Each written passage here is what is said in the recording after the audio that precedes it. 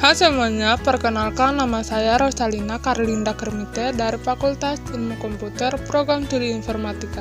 Saya dari mahasiswa Universitas Kristen Indonesia Maluku. Saat ini saya akan menjelaskan tentang kerja komputer dan peralatan teknologi informasi.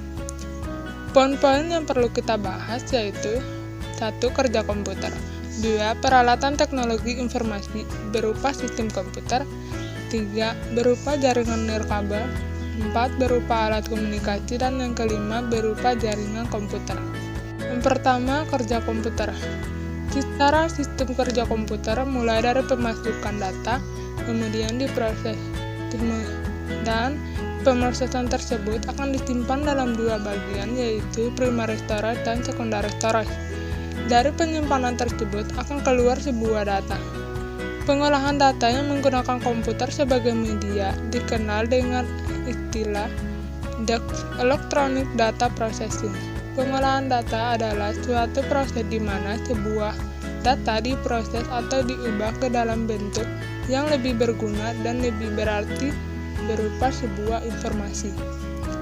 Agar komputer dapat digunakan untuk mengolah sebuah data menjadi sebuah informasi, maka diperlukan sebuah sistem yang disebut sebagai sistem komputer. Sistem yang dimaksud di sini terdiri atas elemen-elemen yang dimaksud saling terhubung sehingga membentuk suatu kesatuan yang dapat digunakan untuk melakukan sebuah tujuan pokok dalam sistem tersebut. Yang pertama, pemasukan atau input merupakan tahap awal dari proses pengolahan yang terkait jadi pada sistem komputer. Tahap ini berupa pemasukan data mentah ke dalam sistem komputer melalui input drive (DVD). Contoh dari peralatan masukan yaitu keyboard, mouse, scanner, dan lain-lain. Alat-alat inilah yang digunakan untuk memasukkan data yang hendak diolah, seperti halnya keyboard, difungsikan untuk memasukkan huruf, angka, maupun simbol-simbol lainnya ke dalam sebuah komputer. Dan mouse adalah petunjuk yang digunakan untuk memasukkan data ke dalam komputer, selain papan ketik yang akan selanjutnya diproses. Yang kedua, pemrosesan. Pemrosesan ini adalah tahap data yang telah dimasukkan melalui peralatan input tadi akan diproses. Tahap proses ini dilakukan oleh processing drive DVD yaitu CPU, di mana CPU ini dapat melakukan fungsi perhitungan logika untuk alur, CUI, dan memori. Pada tahap ini, data yang sementara tadi diproses sedemikian rupa sehingga data tersebut siap dicetak menjadi informasi yang lebih bermanfaat. Bagian-bagian dari CPU. Yang pertama, casing adalah bagian paling luar dari PC yang sering disebut dengan CPU. Ini fungsinya yaitu sebagai penutup dan tempat dudukan komponen yang serta sebagai pelindung komponen-komponen di dalam dari kotoran dan debu. Yang kedua, prosesor. Prosesor ini adalah salah satu komponen penting yang berfungsi untuk memproses data dan mengontrol sistem yang ada pada komponen. Prosesor merupakan otak atau induk dari setiap prosesor komputer. Yang kelima yaitu motherboard. Motherboard ini namanya berupa sebuah papan sirkuit yang berfungsi sebagai tempat dudukan komponen elektronik atau komponen komputer lainnya yang saling terhubung. Fungsi utama yaitu untuk melindungi tiap komponen agar dapat saling berkomunikasi dan bertukar data satu sama dengan yang lain. Yang keenam, RAM. RAM adalah Random Access Memory, merupakan sebuah memori utama komputer yang berfungsi sebagai tempat penyimpanan data yang telah diproses oleh prosesor sebelum dilanjutkan ke bagian yang berbutuhkan. Oleh sebab itu, RAM juga sering disebut dengan memori penyimpanan sementara. kelima, hard disk. Hard disk ini berfungsi sebagai tempat penyimpanan data secara konvensional yang umum digunakan. Umumnya, hard disk saat ini memiliki kapasitas penyimpanan yang sangat besar, mulai dari ratusan gigabyte dan terabyte. Contoh data yang disimpan dalam hard disk yaitu lagu, gambar, aplikasi, dan lain sebagainya. Yang keenam, VigaChart atau Videography Editor ini merupakan komponen yang berfungsi untuk mengolah data grafik untuk ditampilkan ke monitor. VigaChart ini merupakan salah satu komponen yang paling penting saat menjalankan aplikasi yang menampilkan grafik di monitor seperti game, video, dan lain sebagainya. Yang ketujuh, shortcut.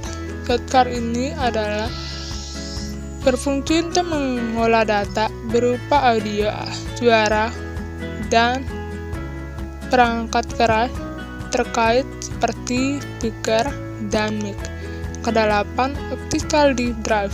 Optical disk drive atau lebih sering disebut dengan CD ROM saja merupakan komponen yang berfungsi untuk membaca dan menulis pada papan pinggiran CD atau di CD. Yang kesembilan yaitu power supply. Power supply berfungsi untuk meneruskan atau mengalirkan listrik ke setiap komponen komputer agar dapat beroperasi. Yang ke-10, kipas CPU.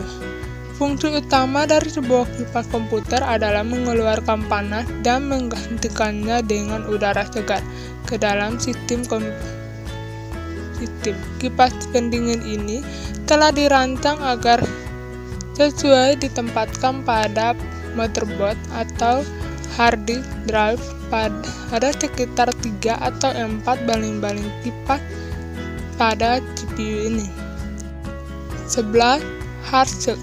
Hardshield merupakan alat pengendali panas pasif yang menyerap panas dan dipancarkan atau dihasilkan oleh komponen elektronik, kemudian dipindahkan ke media fluida di sekitarnya, bisa berupa udara maupun cairan. Fungsi hardshield yang paling utama yaitu untuk mengendalikan atau mendinginkan temperatur pada komponen komputer dan laptop yang melakukan aktivitas berat, menghasilkan banyak energi panas, jaga temperatur komputer, CPU, dan juga adalah tugas utama yang dilakukan oleh hardshield. Yang 12, ROM. ROM yang merupakan singkatan dari Read Only Memory adalah perangkat keras yang dipakai sebagai media penyimpanan data pada komputer yang sifatnya permanen, berbeda dengan RAM yang sifatnya sementara. Data-data yang tersimpan ke dalam RAM justru tidak akan hilang atau berubah walaupun saat listrik padam sekalipun. Fungsi ROM yang pertama adalah sebagai tempat penyimpanan kode-kode booting. Kode-kode booting tersebut akan tampak saat Anda mulai menyalakan layar komputer. Yang ketiga, penyimpanan. Tahap ini merupakan proses perekaman hasil pengolahan ke alat penyimpanan dan dapat dipergunakan kembali sebagai input untuk memproses selanjutnya. Jadi, data yang mentah yang telah diproses tadi dapat disimpan pada media penyimpanan agar nantinya bisa digunakan kembali sewaktu-waktu apabila ingin mencetak data tersebut. Penyimpanan tersebut terbagi atas dua, yaitu primary storage dan secondary storage. Penyimpanan primary storage adalah sebuah media penyimpanan yang berfungsi untuk menyimpan data. Primary storage ini juga disebut sebagai memori internal. Primary storage ini biasanya memiliki kecepatan akses yang lebih cepat daripada secondary storage. Selain itu, primary storage hanya memiliki kapasitas yang terbatas dan cenderung pada memori pada secondary storage. primary storage ini terbagi atas dua, yaitu RAM dan ROM. RAM adalah Random Access Memory, adalah sebuah perangkat penyimpanan sementara yang bertugas untuk melayani prosesor dalam mengolah data. Fungsi dari RAM sangat penting karena hard disk bisa tidak melayani dengan langsung dan mengolah data di prosesor, sehingga dalam pemrosesan data dibutuhkan yang namanya RAM yang menyediakan layanan penyimpanan sementara dan kemudian disalurkan ke prosesor. Yang kedua, ROM. ROM atau Read Only Memory adalah sebuah memori penyimpanan data yang hanya dapat dilakukan baca oleh pengisi ROM sendiri. Biasanya ROM dipasang secara khusus oleh pihak pabrik berkait juga dengan isinya, sehingga memori ROM biasanya dilakukan manipulasi ulang karena bisa merusak perangkat secara keseluruhan. Yang kedua, secondary storage. Secondary storage adalah sebuah media penyimpanan data yang data secara permanen yang disimpan untuk melayani prosesan data yang dilakukan oleh CPU. Kenapa disebut dengan permanen? Karena secondary storage ini sama sekali tidak bergantung pada listrik seperti primary. Ketika listrik padam, maka data yang tersimpan di dalam secondary storage akan tetap ada dan dapat kita akses ketika listrik menyala. Namun berbeda dengan primary, ketika listrik padam, maka data yang tersimpan di dalamnya akan terhapus. Secondary storage ini terbagi atas dua. Yang pertama, hard disk, yaitu perangkat yang berjalan dengan berputaran kepingan di dalamnya. Hard disk biasanya digunakan untuk menyimpan data operasi sistem dan data pengguna lainnya yang bersifat permanen. Yang kedua, CD atau DVD. CD adalah sebuah perangkat penyimpanan yang sudah tergolong lama, namun sampai saat ini CD banyak digunakan yang memanfaatkannya untuk menyimpan data karena inovasi dari perangkat ini yang terus dilakukan. Buktinya ada yang berjenis Blu-ray di mana memiliki kapasitas super besar yang dapat digunakan untuk menyimpan data tersebut. Berikutnya, pengeluaran. Pada tahap ini, data yang tadinya telah dimasukkan melalui peralatan input kemudian diproses oleh CPU yang bisa dicetak apabila sudah siap. Penyimpanan cetakan ini biasa berupa hard copy dan juga soft copy. Hard copy berarti menggunakan media fisik seperti kertas ataupun yang lain. Soft copy ini berarti menampilkan gambar visual melalui monitor maupun proyektor yang termasuk dalam peralatan output. Di sini adalah monitor, proyektor, printer, dan lain sebagainya. Perangkat-perangkat keluar atau output adalah yang pertama, monitor. Monitor adalah perangkat keras berfungsi untuk menampilkan grafik atau gambar sebagai informasi yang dapat diterima oleh manusia. Yang kedua, printer. Printer adalah perangkat keras untuk menampilkan data dalam bentuk cetakan, baik dalam bentuk kertas, gambar, maupun grafik. Fungsi untuk menampilkan cetakan dokumen, mengendalikan dokumen, memindai dokumen, dan juga berfungsi untuk mengirim data. Yang ketiga, proyektor. Proyektor adalah perangkat keras yang mengintegrasikan sumber cahaya, sistem output elektronik, dan juga display. Fungsi menampilkan gambar diam atau gambar bergerak pada layar besar berwarna putih atau tindinan. Yang 4 yaitu speaker. Perangkat terhubung ke dalam komputer yang memiliki fungsi sebagai penghasil suara. Bagian yang ada pada speaker yaitu cekat rongga.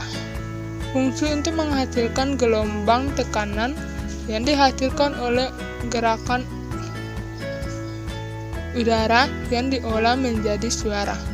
Yang kedua, membran adalah fungsi memberi proses induksi yang berasal dari magnet untuk menghasilkan bunyi yang berasal dari getaran. Yang ketiga, magnet. Fungsi yang menghasilkan magnet untuk melakukan proses induksi yang asalnya dari membran. Kumparan adalah penyaluran energi gerak yang dihasilkan oleh perubahan yang terjadi pada medan magnet menuju diophony. Yang terakhir, charging. Charging berfungsi melindungi sebuah komponen vital yang ada di dalam speaker. Berikutnya, peralatan teknologi informasi. Peralatan teknologi informasi berupa sistem komputer, yaitu hardware adalah perangkat komputer yang digunakan oleh seorang operator, atau firmware. Hardware terdiri dari prosesor, memory card, peripheral atau input dan output, kemudian kabel data. Yang kedua, software. Software adalah media yang mengatasi antara hardware dan firmware. Software ini dapat membantu mengoptimalkan fungsi hardware dengan menerjemahkan berbagai listrik yang diberikan oleh operator. Software dapat dibagi menjadi dua, yaitu software sistem dan software aplikasi. Berikutnya, infoware. Infoware adalah suatu dokumentasi dari sebuah informasi dan atau data. Yang keempat, freeware. Freeware adalah merupakan media tempat penyimpanan permanen. Fungsinya sebagai tempat untuk menyimpan berbagai data yang ada di sebuah komputer. Firmware adalah komponen yang paling penting dari teknologi informasi. Tanpa adanya firmware, maka komputer kita tidak akan bisa beroperasi. Karena sebenarnya fungsi komputer itu adalah alat penunjang kebutuhan seseorang atau usaha. Berikutnya, peralatan teknologi informasi berupa jaringan nirkabel. Peralatan teknologi informasi berupa jaringan nirkabel adalah jaringan perangkat nirkabel yang saling berhubungan yang tertanam dalam lingkungan fiksi untuk mengukur kondisi lingkungan seperti suhu, suara, tingkat polusi, kelembapan angin, dan sebagainya. Ada banyak jenis jaringan dan cara mengklasifikasinya. Salah satu cara memandang jaringan adalah dari segi cakupan geografi, yaitu yang pertama, jaringan area lokasi adalah jaringan yang dirancang untuk menghubungkan komputer pribadi dan perangkat digital lainnya dalam radius setengah mili atau 500 meter. LAN biasanya menghubungkan berbagai komputer di kantor kecil, semua komputer di satu gedung, atau semua komputer di beberapa gedung. Dan jarak dekat sistem operasi lainnya yang paling umum adalah Word, Linux, dan Novel. Yang kedua, jaringan area luas. Jaringan area ini adalah jaringan yang mencakup area metropolitan, biasanya kota dan pinggiran kota utamanya. Lingkup geografinya berada di antara WAN dan LAN. Ketiga, yaitu jaringan personal. Jaringan personal adalah jaringan yang mengisi sebuah peralatan personal dalam suatu area sekitar 12 inci. Bagaimana juga infrared membutuhkan hubungan langsung dan jangkauan yang lebih pendek. Yang keempat, jaringan metropolitan. Teknologi yang mengizinkan koneksi dari beberapa jaringan dan satu area metropolitan seperti membangun bangunan-bangunan yang berada dalam satu kota yang mana dapat menjadi alternatif dan cadangan untuk memasang kabel lembaga atau fiber. Berikutnya, peralatan teknologi informasi berupa alat komunikasi. Pertama, telepon atau handphone. Disebut telepon genggam atau yang sering dikenal dengan ponsel merupakan perangkat teknologi komunikasi elektronik yang mempunyai kemampuan dasar yang sama dengan telepon konvensional saluran tetap, namun dapat dibawa kemana-mana dan tidak perlu digabungkan dengan jaringan telepon menggunakan kabel. Yang kedua, telegram. Telegram merupakan sebuah mesin atau alat menggunakan teknologi telegrafi untuk mengirim dan menerima pesan dari jarak jauh. Yang ketiga, email atau messenger. Email atau messenger adalah surat melalui media elektronik. Sebenarnya email ini merupakan singkatan dari electronic mail. Mulai dari email, kita dapat mengirim surat elektronik baik berupa teks maupun gabungan dengan gambar yang dikirim dari satu alamat email ke alamat email yang lain di jaringan internet. Yang keempat, yaitu surat pos. Surat pos ini merupakan media pengiriman surat biasa melalui jasa pengiriman paket pos. Mungkin bagi beberapa orang yang sedikit bingung bagaimana peralatan komunikasi dan informasi melalui surat pos. Berikutnya adalah peralatan teknologi informasi berupa jaringan komputer. Jaringan komputer adalah dua atau lebih perangkat komputer yang saling terhubung atau terkoneksi antara satu dengan yang lain dan digunakan untuk berbagai sumber data. Jaringan komputer dapat dibuat dengan menggunakan gabungan dari teknologi kabel dan wireless. Jaringan dapat bersifat privat maupun publik. Jenis-jenis jaringan komputer yaitu yang pertama, PAL atau kepanjangan dari Personal Area Network, LAN Local Area Network. Yang ketiga, CAN Campus Area Network. Keempat, MAN Metropolitan Area Network. Yang kelima, WAN Wide Area Network. Yang keenam, Internet. Yang ketujuh, VPN Virtual Private Network.